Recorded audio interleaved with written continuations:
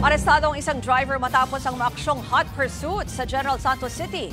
Tinakbuhan daw ng suspect ang nabanggang motor na pag-alaman ding tinutukan pa niya ng pellet gun ang biktima. Narito ang Express report ni Bril Montalvo ng News 5 Mindanao.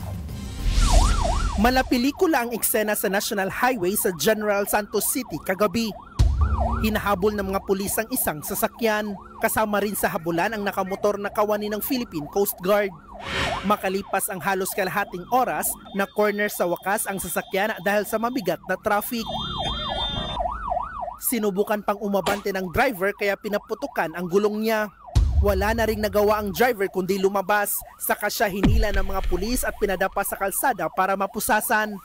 Ang maaksyong pagtugis na yan nangyari matapos mang hit and run ng naturang driver. Isang motorsiklo raw ang binangga ng suspect at tinakbuhan. Kinilala ang suspect na si Ian Mosestero, 48 anyos. Ayon sa mga pulis, nasa iisang direksyon ang dalawa habang binabagtas ang highway nang mabundol ng sasakyan ang motor. Nagkaroon pa raw ng sagutan ang driver at rider at tinutukan pa raw ang biktima ng pellet gun. Nagtamo ng kaunting galos ang rider pero nasa maayos namang kalagayan.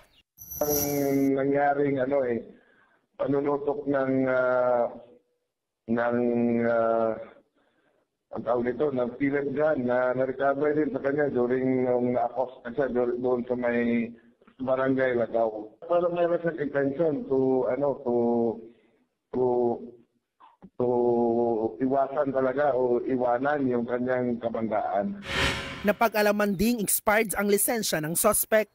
Hawak na siya ngayon ng mga otoridad at mahaharap sa reklamong reckless imprudence resulting in damage to property at grave threat. Nagbabalita mula sa frontline, Bril Montalvo, News 5, Mindanao. Mga kapatid, Ruth Cabalco, para sa mabilis na pasada ng mga balitang dapat niyong malaman, mag-follow at mag-subscribe sa social media pages ng News 5.